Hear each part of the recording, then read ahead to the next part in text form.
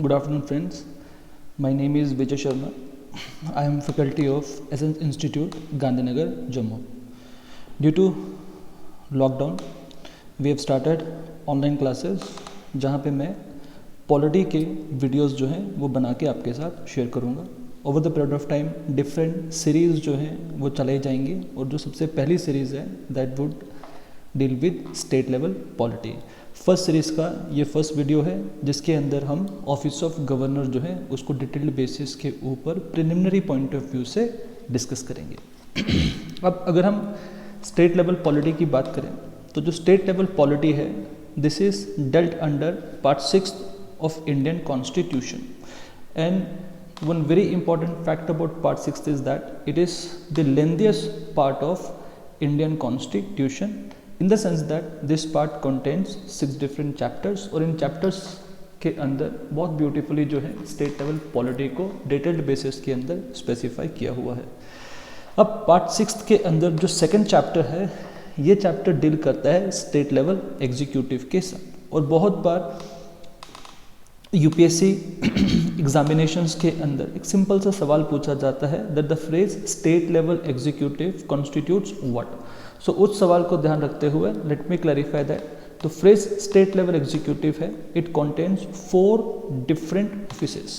First is office of governor, second is office of chief minister, third state council of ministers and fourth is office of advocate general. अब यहाँ पे आज का जो video है इसके अंदर हम सिर्फ ऑफिस ऑफ गवर्नर के बारे में ही चर्चा करने वाले हैं. जैसा कि आपको पता है कि ऑफिस ऑफ गवर्नर जो है it is dealt under article 153 of Indian constitution. Originally article 153 जो है it provided for office of governor for each state in India.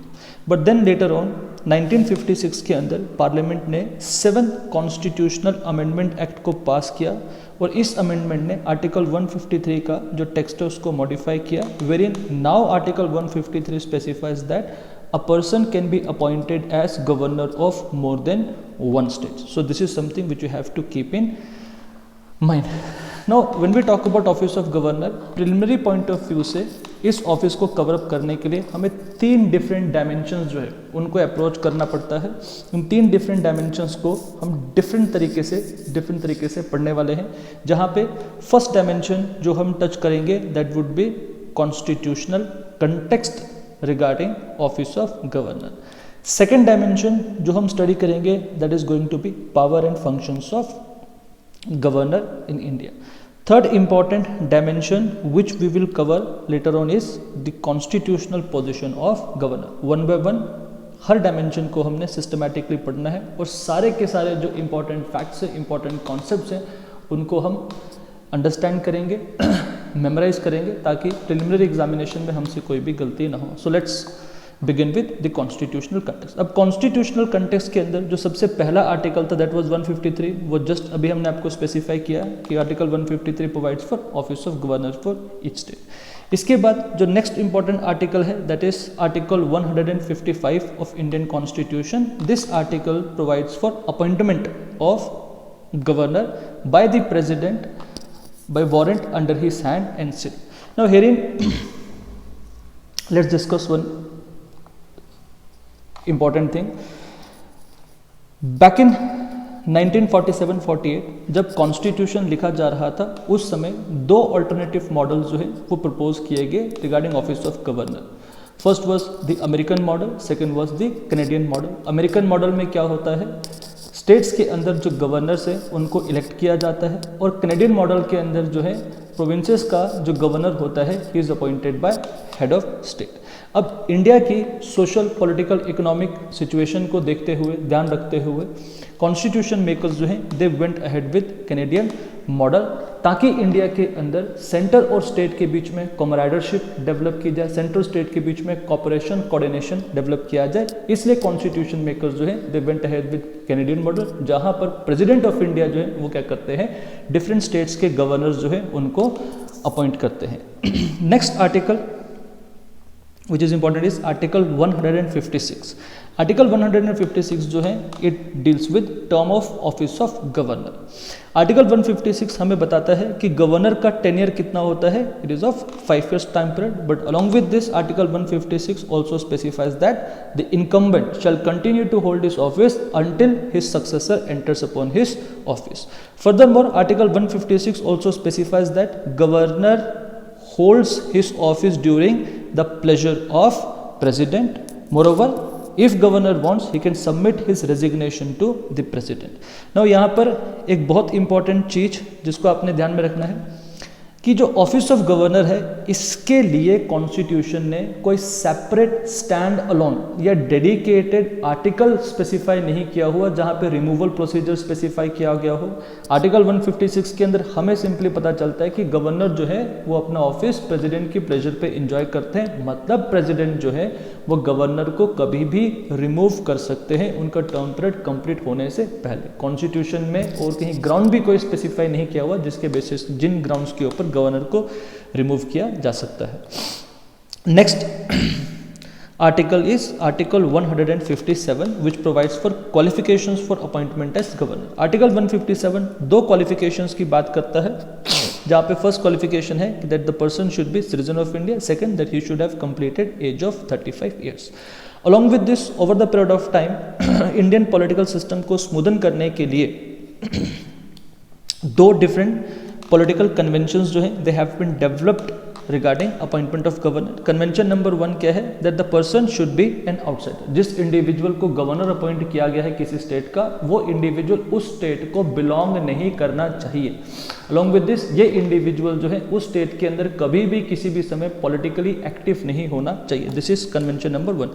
Second convention क्या है कि गवर्नर को अपॉइंट करते समय president should also consult chief minister of that very specific state. So when we talk about qualifications, article 157 हमें दो qualifications की बात करता है, इसके साथ साथ दो कन्वेंशंस जो हैं और ले डाउन की गई हैं ताकि इंडिया के अंदर जो फेडरल सिस्टम है इसको थोड़ा सा स्मूदन किया जाए। Next is article 158 of Indian constitution. Article 158 जो है ये क्या करता है, it provides for conditions of governor's office. Now as far as this conditions are concern, they are more or less similar to the conditions which we have studied while studying office of president of India, but for the sake of revision let's deal what are the conditions जो यहाँ पे specify की गई हैं। सबसे पहली और foremost condition क्या है, दैट द गवर्नर जो है should not be member of any legislature. ना तो वो पार्लियामेंट के मेंबर होने चाहिए, ना ही वो स्टेट लेजिस्लेचर के मेंबर होने चाहिए। सेकंड इंपॉर्टेंट कंडीशन क्या है, that he should not hold any office of profit. अब let's take a pause and let's discuss what office of profit stands for, because this is a very technical concept. As far as office of profit is concern, office of profit ऐसा कोई भी, ये वो office है which is either maintained by the government, which is either funded by the government, which is either controlled by the government, या which works for the government। ऐसा कोई भी ऑफिस होगा उसको हम क्या बोलते हैं, ऑफिस ऑफ प्रॉफिट। और आर्टिकल 158 क्या बोलता है, that the governor shall not hold any office of profit, ताकि वो फ्रीली और फ्री और न्यूट्रल मैनर के अंदर जो है अपनी रिस्पॉन्सिबिलिटीज जो है उसको डिस्चार्ज कर सके। नेक्स्ट कंडीशन क्या है, that the emolument allowances and privileges of governor जो है they are determined by the parliament. Keep one thing in mind, governor is head of a state, but उनकी जो कंडीशंस, उनकी जो एम्यूलमेंट्स हैं, अलाउंसेस है, प्रिविलेजेस हैं, वो कौन डिटरमाइन करता है, पार्लियामेंट डिटरमाइन करता है। और इनकी एम्यूलमेंट अलाउंसेस जो हैं they are financed out of the consolidated fund of state। Next, Article 158 further provides that जो उनकी emoluments हैं, allowances हैं, privileges हैं which has been determined, उनको उनके टेनियर के टाइम पीरियड में, उनको उनके टर्म ऑफ ऑफिस के टाइम पीरियड के अंदर डिमिनिश नहीं किया जा सकता। लास्ट कंडीशन, अगर कभी किसी इंडिविजुअल को 2 या 2 से ज़्यादा स्टेट्स का गवर्नर अपॉइंट कर दिया जाता है तो उस केस के अंदर उनके जो एम्यूलमेंट्स हैं they will be shared by the respective states in a proportion which is determined by the president. So these are the conditions regarding office of governor. Next is article 159 which provides for oath and affirmation। अभी जो oath है, governor की जो oath है that is administered by chief justice of high court. और article 159 specify करता है कि अगर chief justice of high court present नहीं है तो उस केस के अंदर हाई कोर्ट का जो सीनियर मोस्ट जज है वो गवर्नर को उनकी ओथ जो है एडमिनिस्टर कराएगा। Now as far as the text of oath is concern, governor की जो ओथ है इसके टेक्स्ट के अंदर दो इंपॉर्टेंट फ्रेजेस हैं, दो इंपॉर्टेंट चीज़ें हैं जिनको उनको जो है सब्सक्राइब करना पड़ता है। पहली है that he will preserve, protect, defend the constitution of India as well as the law of the land. Second, he will devote himself to the service and wellbeing of the people. यहाँ पर एक और चीज़ ध्यान में रखिएगा, ये जो oath है इसका जो टेक्स्ट है that is very much similar to the text of oath of the president of India. Next is article 160। Article 160 जो है ये प्रेसिडेंट ऑफ इंडिया को एम्पावर करता है कि अगर चैप्टर 2 ऑफ पार्ट 6 के अंदर अगर कोई ऐसी प्रोविजन नहीं है which is required for enabling governor to discharge his function, तो उस केस के अंदर वो जो रूल्स हैं they will be laid down by the president. So these are some of the important articles in chapter 2 of part 6 which are important as far as office of governor is concerned। In articles को आपने याद रखना है, तभी आप preliminary examination के अंदर effectively सारे के सारे क्वेश्चंस जो हैं उनको अच्छे से अटेम्प्ट कर पाएंगे। Now second important dimension is power and functions of governor. Now as far as governor is concern, governor जो है he avails 4 different types of powers. पहली है उनकी एग्जीक्यूटिव पावर, दूसरी है लेजिस्लेटिव पावर, तीसरी financial and fourth is judicial power. One by one सारी के सारी जो पावर्स हैं इनको हम डिटेल बेसिस के ऊपर इनको हम डिस्कस करेंगे। बट एक चीज़ ध्यान रखिएगा, जो भी डिस्कशन हम कर रहे हैं ये एग्जॉस्टिव डिस्कशन नहीं होगा। ये कुछ ऐसी पावर्स हैं जो सबसे ज़्यादा इंपॉर्टेंट है, या कुछ ऐसी पावर्स है जो प्रिलिमिनरी पॉइंट ऑफ व्यू से आपके जहन में हरदम होनी चाहिए। Now let's begin with the executive powers. अब जो एग्जीक्यूटिव पावर्स है इनको हम 3-4 डिफरेंट हेडिंग्स के अंदर ऑर्गेनाइज कर सकते हैं। First is his powers with respect to the government, second is his powers with respect to the council, third is his powers with respect to governance and administration. So let's discuss first power that is his powers with respect to government. Constitution specify करता है कि state के अंदर जितने भी executive actions हैं वो सारे के सारे फॉर्मली जो है गवर्नर के नाम के अंदर लिए जाएंगे, और गवर्नर को कॉन्स्टिट्यूशन फर्दर ऑथराइज करता है कि वो रूल्स बना सकते हैं जिनके माध्यम से वो स्पेसिफाई करेंगे कि ऐसा कोई भी एक्शन जो उनके नाम में लिया जा रहा है उस एक्शन को किस प्रकार से ऑथेंटिकेट किया जाएगा। फर्दरमोर कॉन्स्टिट्यूशन स्पेसिफाई करता है कि गवर्नर जो है वो रूल्स बना सकते हैं for more convenient transaction of governmental business and allocation of business to the ministers. So these are his powers with respect to the government. Second, powers with respect to council. सबसे पहले council का जो appointment है that is dealt by the governor. Chief minister जो है उनको governor appoint करते हैं, रेस्ट ऑफ द मिनिस्टर्स जो है उनको गवर्नर अपॉइंट करते हैं on the recommendation of chief minister. Furthermore जो मिनिस्टर्स के जो पोर्टफोलियोज हैं they are also allocated by the governor on the recommendation of chief minister. यहाँ पे कुछ स्टेट्स के अंदर एक इंपॉर्टेंट कंडीशन है which we have to keep in mind. As far as governors of Chhattisgarh, Jharkhand, Madhya Pradesh and Orissa are concern, इन states के जो गवर्नर्स हैं they are also suppose to ensure that इनकी काउंसिल के अंदर एक ट्राइबल वेलफेयर मिनिस्टर जो है, एक डेडिकेटेड ट्राइबल वेलफेयर मिनिस्टर जो है वो अपॉइंट होना चाहिए ताकि ट्राइबल जो है उनके वेलफेयर को सिस्टमैटिकली अप्रोच किया जा सके। नेक्स्ट, गवर्नर जो है फ्रॉम टाइम टू टाइम जो है चीफ मिनिस्टर से दो टाइप की इंफॉर्मेशन जो है वो मंगवा सकते हैं। First is information regarding administration of the affairs of the state, second is the proposal for legislation which are been considered by the council. Along with that, अगर कभी गवर्नर को लगता है कि कोई एक स्पेसिफिक मिनिस्टर ने अपनी इंडिविजुअल कैपेसिटी में कोई डिसीजन लिया है बट वो डिसीजन बड़ा ज़्यादा इंपॉर्टेंट है एंड द एंटायर काउंसिल जो है should be collectively responsible for that decision, तो वो चीफ मिनिस्टर को स्पेसिफाई करते हैं कि उस मिनिस्टर का जो डिसीजन है वो नेक्स्ट कैबिनेट की मीटिंग के अंदर कलेक्टिव कंसिडरेशन के लिए इंट्रोड्यूस किया जाना चाहिए। So these are the executive powers of governor in respect to the council. Third is executive powers of governor in respect to governance and administration. अब यहाँ पे डिफरेंट जो एग्जीक्यूटिव ऑफिसर्स हैं इनके अंदर जो ऑफिसर्स हैं इनको अपॉइंट कौन करता है, या तो गवर्नर करते हैं या तो गवर्नर के नाम के अंदर अपॉइंट किया जाता है। कुछ इंपॉर्टेंट ऑफिसर्स हैं like advocate general of state, इनको गवर्नर अपॉइंट करते हैं, उनकी सैलरी कंडीशंस वगैरह वो टर्म पीरियड टेन्योर वगैरह जो है वो गवर्नर स्पेसिफाई करते हैं। इसी प्रकार से स्टेट इलेक्शन कमिश्नर जो है उनको भी गवर्नर अपॉइंट करते हैं। ये जो स्टेट इलेक्शन कमिश्नर है इनको अपॉइंट किया जाता है ताकि लोकल बॉडीज के जो इलेक्शन है उनको ओवरसी और एडमिनिस्टर किया जाए। नेक्स्ट, स्टेट पीएससी के अंदर जो चेयरमैन है और जो मेंबर्स है उनको कौन अपॉइंट करता है, उनको गवर्नर अपॉइंट करते हैं। इसी प्रकार से गवर्नर खुद डिफरेंट स्टेट यूनिवर्सिटीज़ के चांसलर्स होते हैं और उन स्टेट यूनिवर्सिटीज़ को इफेक्टिव मैनर में रन करने के लिए गवर्नर जो है वो वाइस चांसलर्स भी अपॉइंट करते हैं। Now preliminary point of view से दो इंपॉर्टेंट एडिशनल फैक्ट देखते हैं। स्टेट इलेक्शन कमिश्नर जो है उनको अपॉइंट तो गवर्नर करते हैं बट उनको रिमूव गवर्नर नहीं करते। स्टेट इलेक्शन कमिश्नर जो है he is removed in a manner in which जज of high court is removed. So this is something which you have to keep in mind. Second, state PSC के अंदर जो chairman है और जो members है इनको सस्पेंड गवर्नर कर सकते हैं बट इनको रिमूव गवर्नर नहीं कर सकते। इनको रिमूव किया जाता है by the president of India. Next, governor जो है ही हैज आल्सो अथॉरिटी कि वो प्रेसिडेंट को इनवाइट कर सकते हैं ताकि वो स्टेट के अंदर जो है प्रेसिडेंट रूल या स्टेट इमरजेंसी इंपोज कर सकते हैं अगर गवर्नर को लगता है कि उनके स्टेट के अंदर constitutional order has been broken down. So these are few of the most important executive powers which are availed by the governor. Next is the legislative powers which are availed by the governor. अब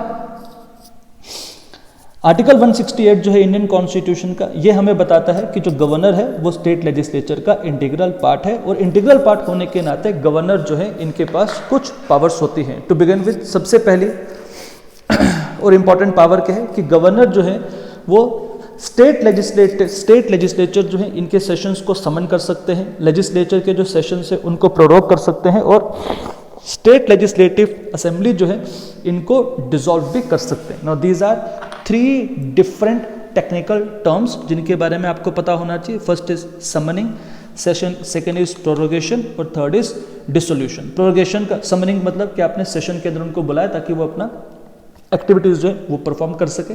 second, prorogation, prorogation का मतलब होता है termination of the session of the legislature.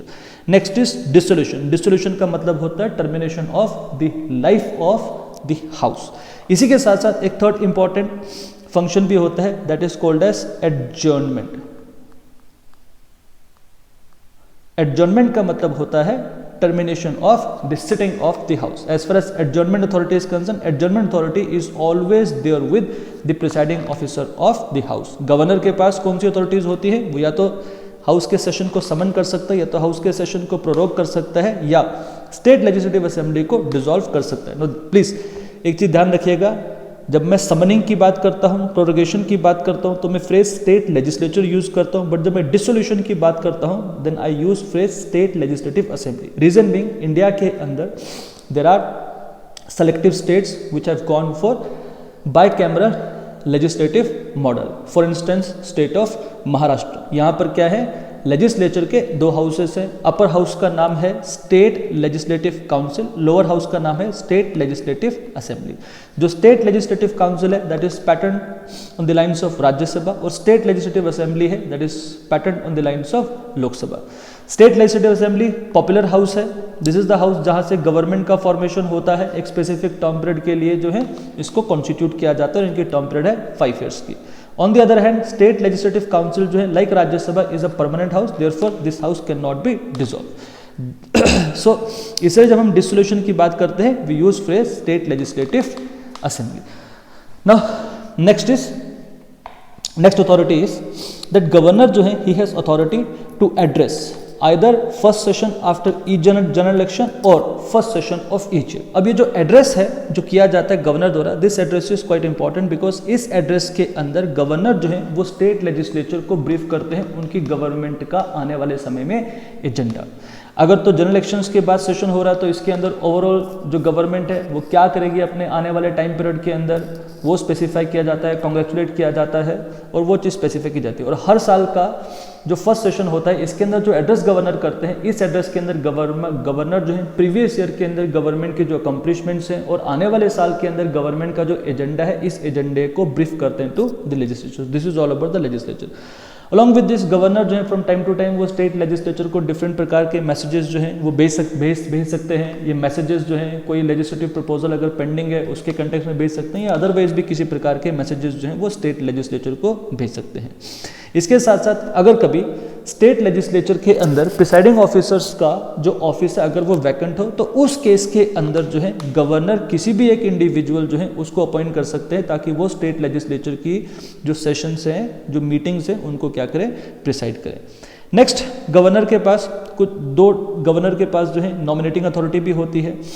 State legislative assembly के अंदर governor एक Anglo Indian को nominate कर सकते हैं अगर गवर्नर को लगे कि एंग्लो इंडियंस जो हैं they are not adequately represented in the state legislature. Likewise state legislative council की बात करें तो स्टेट लेजिस्लेटिव काउंसिल के अंदर गवर्नर जो है 1/6 मेंबर्स जो है उनको क्या कर सकते हैं, नॉमिनेट कर सकते हैं। और ये 1/6 मेंबर्स कौन से होंगे, वो इंडिविजुअल जिनका पास एक्सपर्टीज है या जिनको प्रैक्टिकल एक्सपीरियंसेस है इन 5 डिफरेंट एरियाज क्या है, सबसे पहला literature, second science, third art, fourth cooperative movement, fifth is social service. अब यहाँ पर जो कोऑपरेटिव मूवमेंट है, वर्ड कोऑपरेटिव मूवमेंट है, this is important because Rajya Sabha के अंदर प्रेसिडेंट जो है वो 12 डिफरेंट मेंबर्स को नॉमिनेट करते हैं और वहां पर भी नॉमिनेट किनको किया जाता है, उन इंडिविजुअल को जिनके पास डिटेल एक्सपर्टीज है, जिनके पास प्रैक्टिकल एक्सपीरियंसेस है into 4 different areas, that is literature, science, art and social service. But अगर हम गवर्नर की बात करें स्टेट लेजिस्लेटिव काउंसिल के कंटेक्स्ट में, वो एक 5th एरिया से भी मेंबर्स को नॉमिनेट कर सकते हैं, that is cooperative movement. So this is quite important from preliminary perspective. Next, state legislature के अंदर जो मेंबर्स है इनकी जो डिस्क्वालिफिकेशन है, इनके ऊपर जो फाइनल डिसीजन है that is always taken by the governor. और यहाँ पर गवर्नर किसकी एडवाइस के बेसिस के ऊपर ऑपरेट करते हैं, इलेक्शन कमीशन ऑफ इंडिया की एडवाइस के बेसिस पर ऑपरेट करते हैं और इलेक्शन कमीशन ऑफ इंडिया की जो एडवाइस है that is binding upon the governor. So always keep this thing in mind. Now next, most important legislative power that is his power with respect to bills. अगर कभी state legislature द्वारा कोई bill pass किया जाता है तो वो bill automatically law नहीं बन जाता, वो बिल उसके बाद क्या किया जाता है, गवर्नर के पास जाता है। अब जब बिल गवर्नर के पास आया तो उस समय गवर्नर के पास 4 डिफरेंट प्रकार की अथॉरिटीज होती हैं।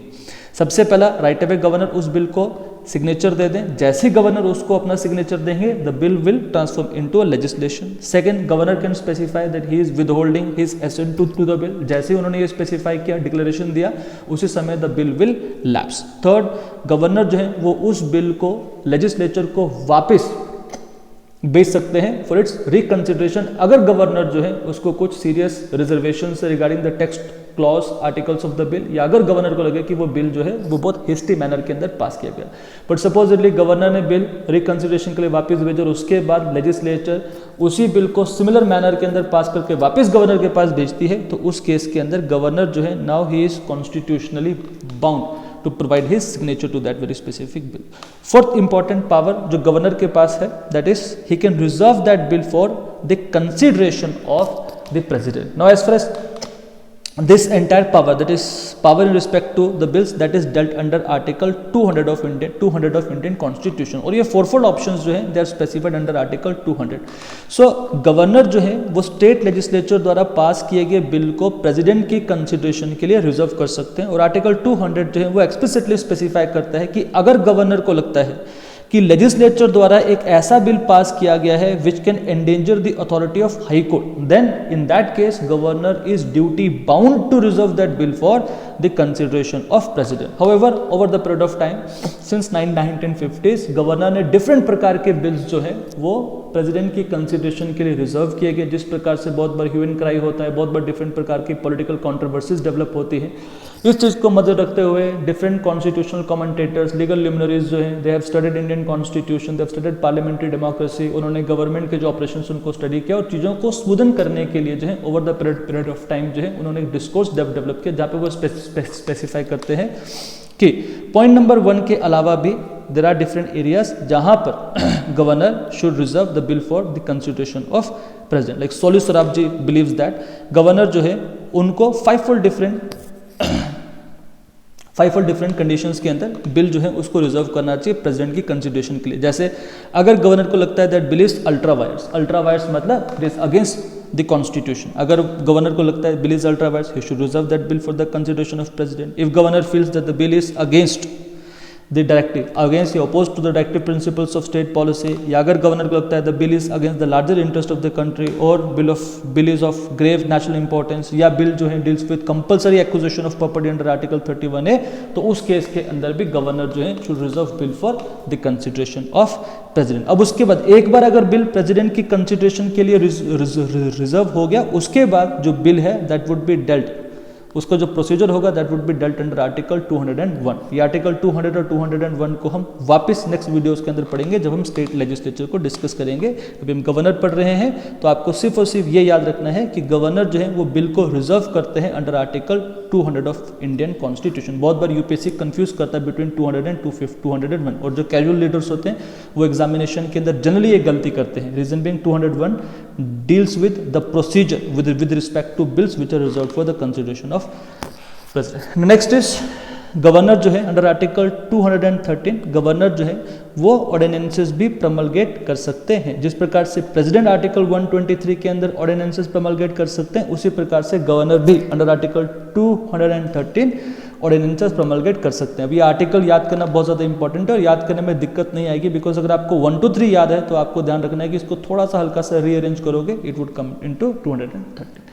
नेक्स्ट, स्टेट के अंदर बहुत सारी डिफरेंट प्रकार की कॉन्स्टिट्यूशनल और स्टैट्यूटरी बॉडीज होती हैं। ये constitutional statutory bodies from time to time governor जो है उनको रिपोर्ट्स सबमिट करते हैं। ये जितनी भी रिपोर्ट्स होती हैं ये सबकी सब रिपोर्ट्स जो है governor is suppose to lay down in legislature for its consideration. So these are few of the legislative powers of the governor. Now after legislative powers, next important powers are the financial powers.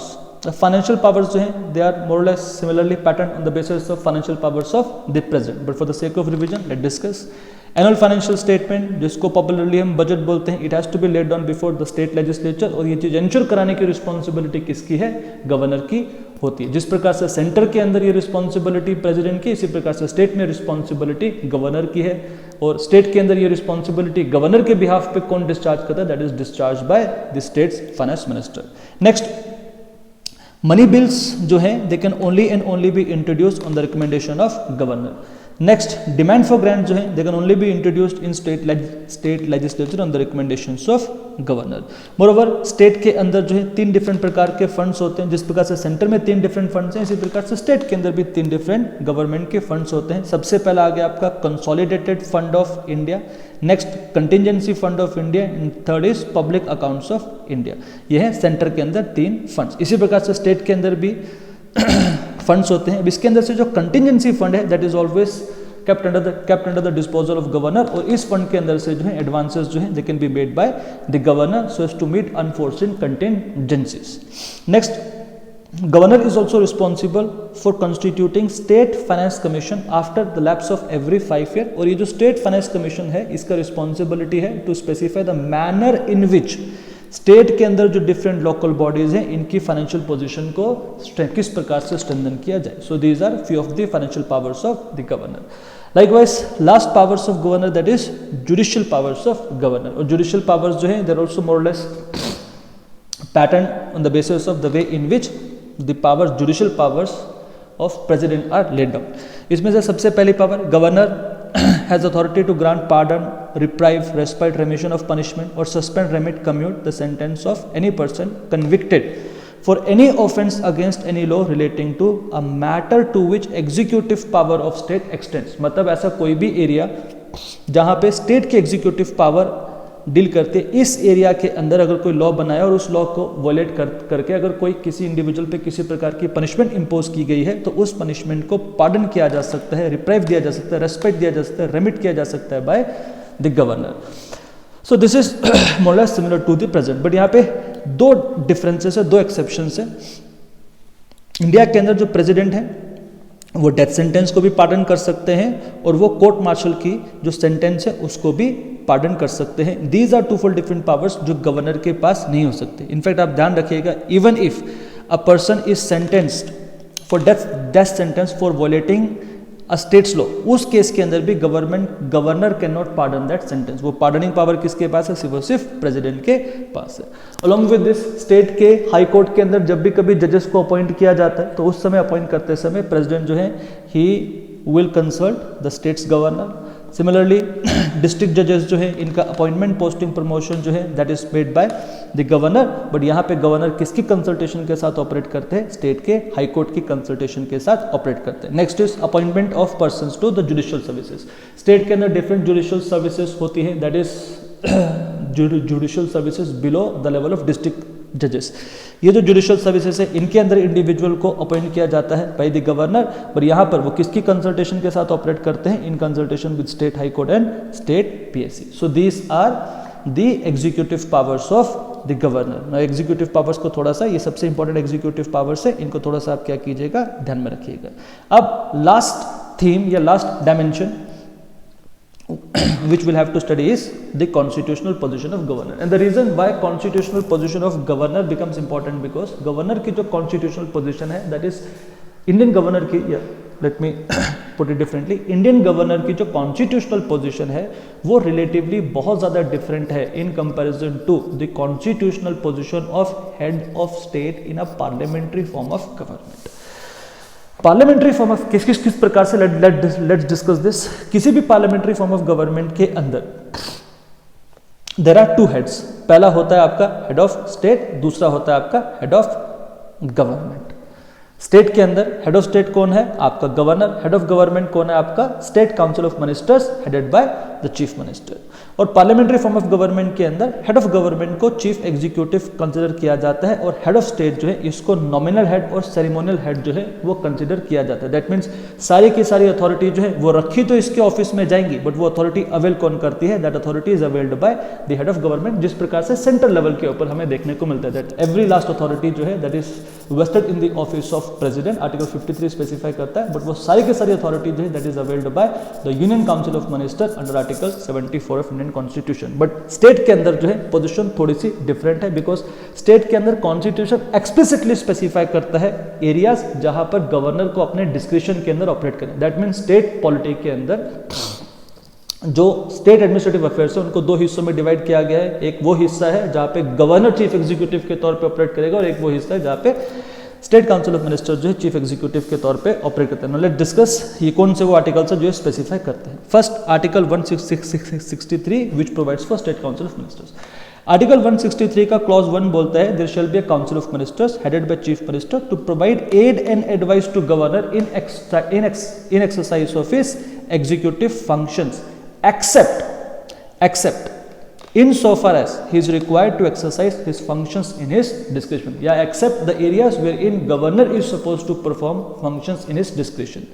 Constitution के अंदर article 163 यहीं पे खत्म नहीं होता। Article 163 clause 2 फिर further specify करता है दैट अगर सपोजिटली कभी कोई डिस्प्यूट डेवलप होता है relating to the discretionary power of governor, तो उस केस के अंदर जो गवर्नर का डिसीजन है that decision is going to be final. मतलब 163 ने बोल दिया कि governor generally state council of minister की एडवाइस के बेसिस के ऊपर ऑपरेट करेगा, बट उन areas but there are certain areas जहां पे उन्हें क्या करना है, अपने डिस्क्रिप्शन के अंदर ऑपरेट करना। और 163 क्लॉज 2 फिर बोलता है कि अगर कभी कोई डिस्प्यूट डेवलप होता है कि क्या कोई एरिया गवर्नर का डिस्क्रिशनरी एरिया है या नहीं, तो उस केस के अंदर जो है ये गवर्नर है जिनका डिसीजन जो है क्या होगा, फाइनल होगा। मतलब स्टेट के अंदर it is governor who can decide the scope और depth of his discretionary function. Next इसी प्रकार से आर्टिकल 166 क्लॉज 3 जो है इट फर्दर authorizes governor या empowers governor to lay down rules and regulations specifying the manner in which governmental business can be transacted or allocated to different ministers except the areas wherein governor is supposed to operate in his discretion। मतलब उन areas के अंदर rules regulations नहीं बनाने जहाँ पे governor ने अपने discretion के अंदर operate करना है।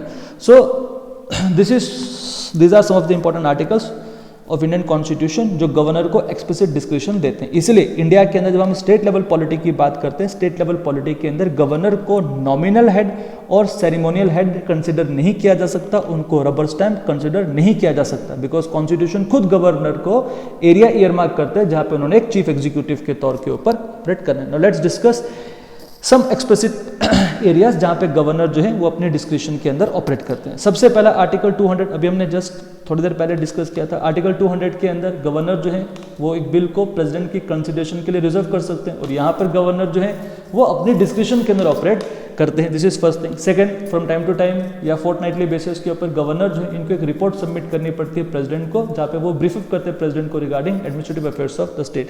ये जो रिपोर्ट है ये गवर्नर अपनी पर्सनल डिस्क्रिप्शन के अंदर प्रिपेयर करते हैं। इसी प्रकार से आर्टिकल 356 के अंदर गवर्नर जो है वो प्रेसिडेंट ऑफ इंडिया जो है उनको इन्वाइट कर सकते हैं for taking control of state administration in his own hands if governor feels that the constitutional order has been broken down. तो गवर्नर जो है वो इनवाइट करते हैं प्रेसिडेंट को कि भैया हमारे स्टेट के अंदर कॉन्स्टिट्यूशनल ऑर्डर ब्रेकडाउन हो गया, आप आइए और स्टेट एडमिनिस्ट्रेशन का जो कंट्रोल है वो अपने हाथों में ले लीजिए। और अगर सपोजिटली प्रेसिडेंट उनके एडवाइस, प्रेसिडेंट जो है इनके इन्विटेशन एक्सेप्ट करते हैं और फिर प्रेसिडेंट रूल इंपोज किया जाता है उस स्टेट के अंदर, तो उसके बाद गवर्नर जो है वो होल एंड सोल बन जाते हैं पूरे के पूरे स्टेट एडमिनिस्ट्रेशन के। इस एक कंडीशन के अंदर गवर्नर क्या करते हैं, एक्सक्लूसिव बेसिस के ऊपर ऑपरेट करते हैं और इवन जो हेड ऑफ गवर्नमेंट के, जो स्टेट काउंसिल के जो फंक्शंस है वो भी कौन डिस्चार्ज करता है, governor. Although that is different कि इस सिचुएशन के अंदर प्रेसिडेंट जो है वो कुछ नेशनल एडवाइजर्स अपॉइंट करते हैं जो गवर्नर को एडवाइस देते हैं, पर यहाँ पर chief executive, full fledge chief executive कौन है, गवर्नर, और वो किनके एडवाइस के ऊपर काम कर रहे हैं, is operating on the advice of national advisers. यहाँ पे let's compare it with the union level के अंदर सुप्रीम कोर्ट ने UN Rao versus Indira Gandhi case 1970, is very important case, UN Rao versus Indira Gandhi case. इस केस के अंदर सुप्रीम कोर्ट ने कहा existence of caretaker government is constitutional necessity. Caretaker government, supreme court बोलते हैं इंडियन कॉन्स्टिट्यूशन के अंदर ऐसा एक्सपेक्ट नहीं किया जा सकता कि प्रेसिडेंट बिना काउंसिल के एग्जिस्टेंस के ऑपरेट करें। इसीलिए इवन इफ अ काउंसिल जो है लूजेस कॉन्फिडेंस मोशन या no confidence motion, even in that case जो एग्जिस्टिंग काउंसिल है it will continue to operate, ये अपने ऑफिस के अंदर ऑपरेट करते रहेगी जब तक नेक्स्ट काउंसिल जो है ऑफिस के अंदर जो है एंटर नहीं करती, और ये काउंसिल जो है डे टू डे एडमिनिस्ट्रेशन को रन करने के लिए प्रेसिडेंट को एडवाइस देगी। सो अगर हम यूनियन लेवल की बात करें, यूनियन के अंदर जो है हरदम एक काउंसिल जो है it is always going to be there, union council of ministers जो है it is always going to be there. But अगर हम स्टेट की बात करें, स्टेट के अंदर जो है 356 के अंदर जो है सिचुएशन डेवलप होती है जहां पे गवर्नर जो है बिना काउंसिल के एग्जिस्टेंस के ऑपरेट करते हैं, और उस समय जो है गवर्नर क्या करते हैं, फुल फ्लेज चीफ एग्जीक्यूटिव के तौर के ऊपर ऑपरेट करते हैं। सो this is again one very important area. Next article 167 के तहत जो है, आर्टिकल 167 जनरली जो है गवर्नर और चीफ मिनिस्टर की रिस्पॉन्सिबिलिटी स्पेसिफाई करता है विज़ावी गवर्नर, और 167 के तहत गवर्नर जो है वो डिफरेंट प्रकार की इंफॉर्मेशन जो है चीफ मिनिस्टर से मांग सकते हैं, और इंफॉर्मेशन मांगते समय वो एक्सक्लूसिव बेसिस के अपने पर्सनल डिस्क्रिप्शन के अंदर ऑपरेट करते हैं। लाइकवाइज इंडिया के अंदर कुछ ऐसे स्टेट्स हैं जहाँ पे गवर्नर्स को कुछ स्पेशल रिस्पॉन्सिबिलिटीज डिस्चार्ज की गई हैं, like governors of Maharashtra, Assam, Manipur, Sikkim and Arunachal Pradesh. Maharashtra, Gujarat, Karnataka के अंदर governors are responsible for constitution of separate development boards, ताकि इनके अंदर जो कुछ बैकवर्ड एरियाज हैं जो ब्रैकेट के अंदर मैंने स्पेसिफाई किए हुए हैं, इन बैकवर्ड एरियाज के डेवलपमेंट के ऊपर सिस्टमैटिकली फोकस कर सकें। इसी प्रकार से असम के अंदर ट्राइबल एरियाज का जो एडमिनिस्ट्रेशन है, मणिपुर के अंदर हिल एरियाज का जो administration that is special responsibility of governor. इसी प्रकार से सिक्किम के अंदर जो है डिफरेंट सेक्शंस का सोशियो इकोनॉमिक डेवलपमेंट और पीस जो है वो स्पेशल रिस्पॉन्सिबिलिटी गवर्नर की।